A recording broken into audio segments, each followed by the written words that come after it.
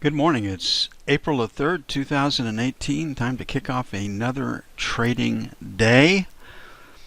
Um, we've come to perhaps a crossroads today, and a lot of what happens today in most of our markets will be determined by the direction of the Emini, the Dow, and the Nasdaq. So we'll have to see how that shakes out. Hypothetical or simulated performance results have certain limitations. Unlike an actual performance record, simulated results do not represent actual trading. Also, since the trades have not been executed, the results may have under or overcompensated for the impact, if any, of certain market factors such as lack of liquidity. Simulated trading programs in general are also subject to the fact they're designed with the benefit of hindsight. No representation is being made that any account will or is likely to achieve profit or losses similar to those shown. Hope everybody had a great evening. I see the upper Midwest is still getting battered by the same storm, and it's not moving out quickly. Down here we would say it's training or streaming, so poor Scott might need to hire out the clearing the snow out of his driveway and off of his walks if it keeps up the way that it's keeping up these days. All that La Nina mild winter stuff is pretty much fallen by the wayside. And again, if our weather services can't predict the winters or 3 months in advance with any kind of accuracy, what makes you think they can predict 30, 40, 50 years out? Probably nothing. So here we sit. Which way will the ES go today? Up. Treasuries sell.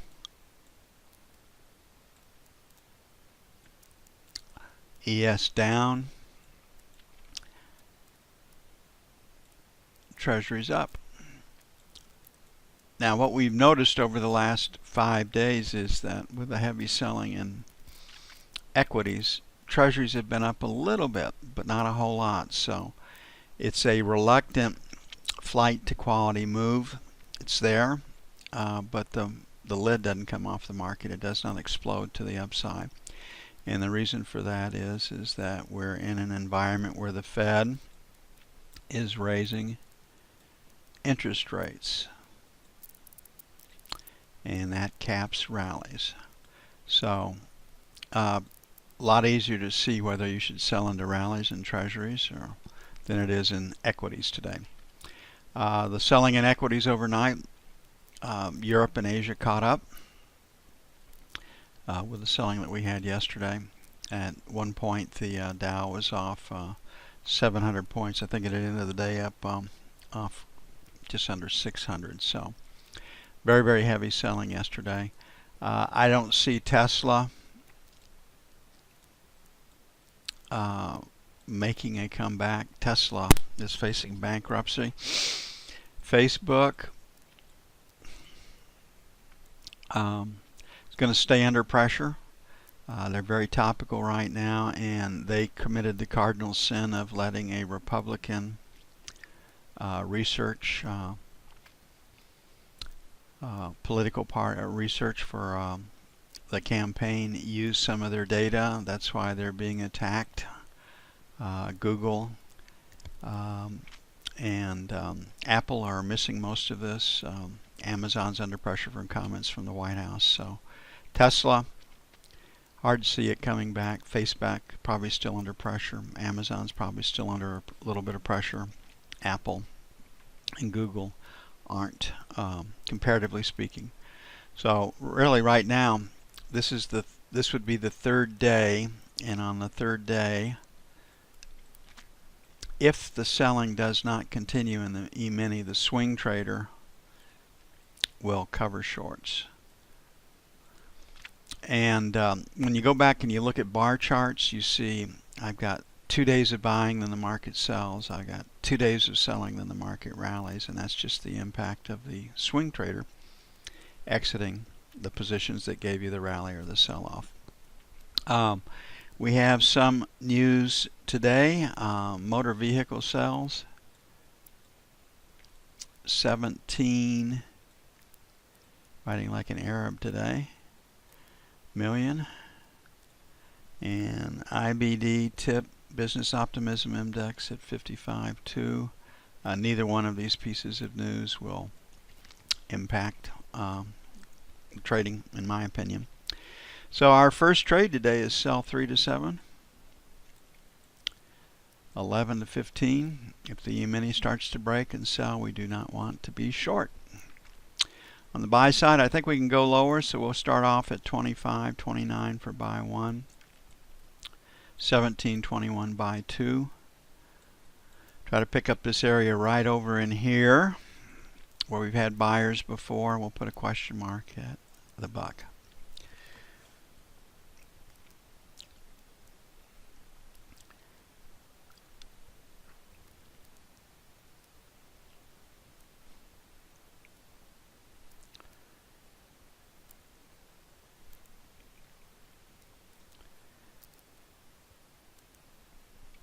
You know, looking back on what we had last week and what we had yesterday, these are times when everything is in sync. I mean, just the research is working, the levels are working, the setups are working, and this is the time where you can go in and you can increase your size, and you can add to it.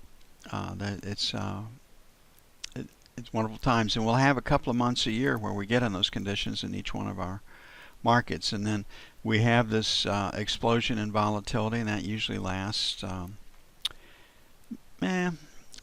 45 to 60 days, sometimes 90. But it's really, really nice to have a two-sided market in the E-mini. It's made my job a lot easier, and it's made a lot of you happy because you can get back doing what you've always wanted to do, master the E-mini.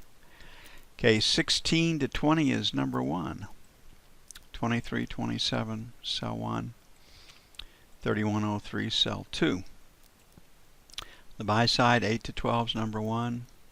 Buy 1 to 5. Buy 25 to 29.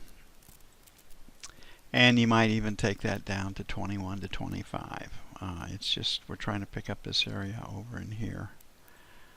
So 25 to 29 picks up the top of it. 21 puts you right in the middle.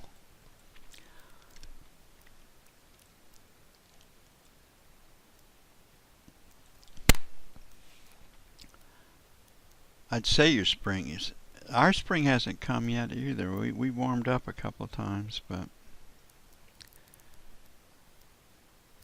yesterday we had another fire. I'm burning up that fourth rick of wood.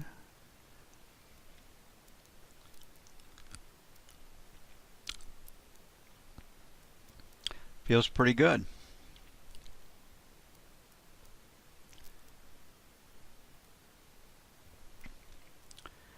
Gold came off a little bit. Gold also rallied with the selling in equities. A mild flight to quality rally is the way I would describe it. We had hoped to sell the 48 to 50 area last night. Didn't get it. So right now we're at 41.80, so 44.46. Picking up right here. You get your London high. There's Frankfurt right there is sell 1. And 49 to 51. I think if we can get to the Globex high, we're going to get stops above 50 for sell 2. Again, if the E-mini is selling pretty heavily, we do not want to be short. Gold, 39.41 buy 1. That's very, very aggressive. 35.37 buy 2. Not so aggressive. Well, down south it's a rick. And a full load of wood would be a cord.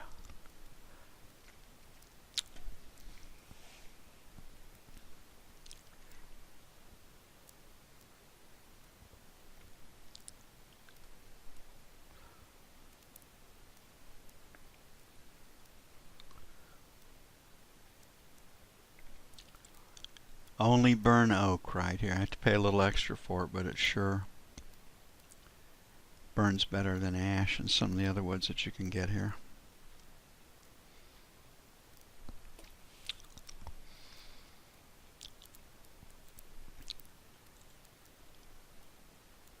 As they'd say in East Tennessee, I learned you something there, Scott. Probably don't want to speak that way.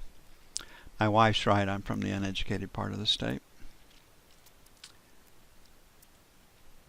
Okay, right here, looking at the euro, and the currency markets start in Europe. They are the dog. We're the tail. So you can see right here, just on this little split, and these are 30 minutes, and on 5 minutes it'd be bigger. And for those of you that trade European time, I've got a B right here. Not quite a move out of the middle, but close enough. So everything right here suggests a sell stop to retest that low. And not only did we retest that low, we're retesting this low right here, and so far it's held. We know there's a buyer at 60, 50 to 60.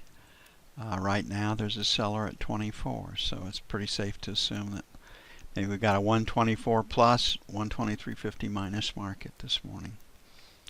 So right now, selling 75 to 85 will be sell 1, selling 124 even, plus or minus sell 2. On the buy side, 50 to 60 by 1, and 25 by 2.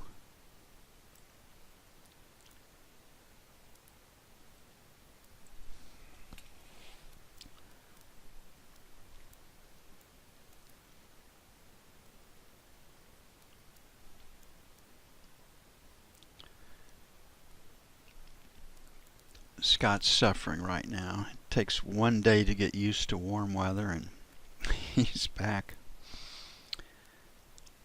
in the deep freeze with wind, which always makes it fun. I spent 2 years in La Crosse, Wisconsin, and they said, "You're going to Wichita," and I said, "Wichita? Where in the hell is that? Never heard of it." So take over the Pizza Hut account, and I came down after Thanksgiving to take a look at, get a feel for the lay of the land, and got off the airplane dressed for Wisconsin, and the wind was blowing 30 miles an hour plus, and we had one of those great big Thanksgiving blows coming through, and Kansas was colder than Wisconsin because of the wind.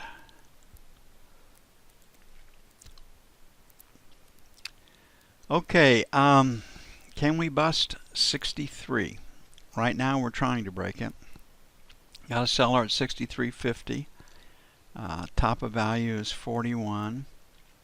So a limit sell against 25 is a structural trade. A limit sell against, it looks like, what, 15 would be another structural trade. So we're going to put 63.25 to 50 for sell 1, and we've got to bust 62.75 early in the session and take it out for this trade to develop. Otherwise we're at support. Sell 2 is 75 to the buck. Buy side will play for a little lower, 62.50, 62.76. I'm going to put a question mark at 63, and then 62 even, 62 and a quarter for buy 2.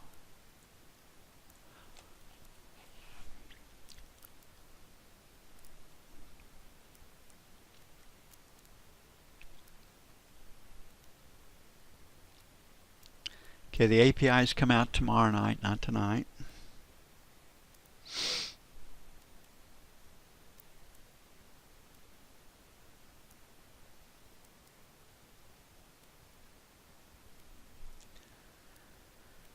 Okay, here's the situation on the Emini.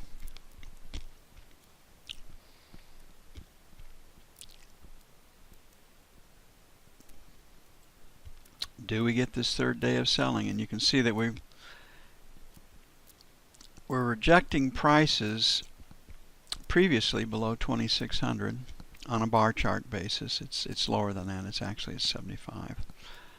And then right here we are. So we've got pretty good support in that 75 area.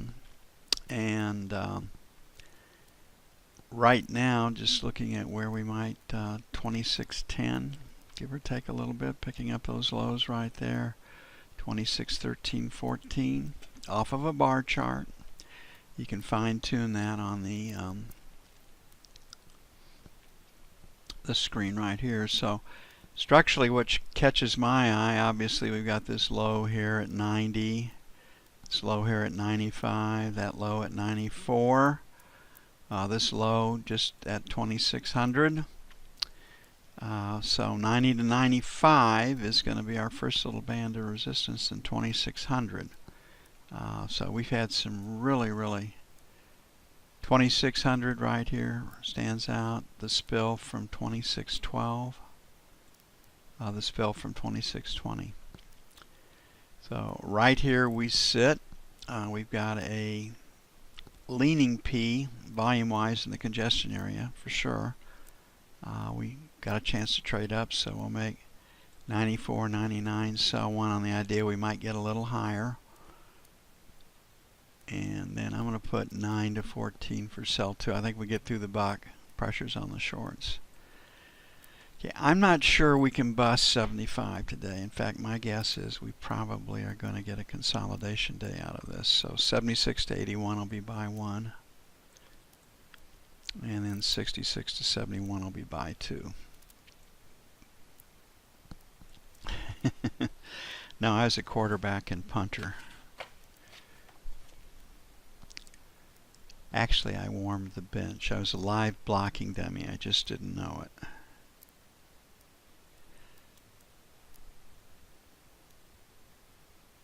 At the time. But I figured it out.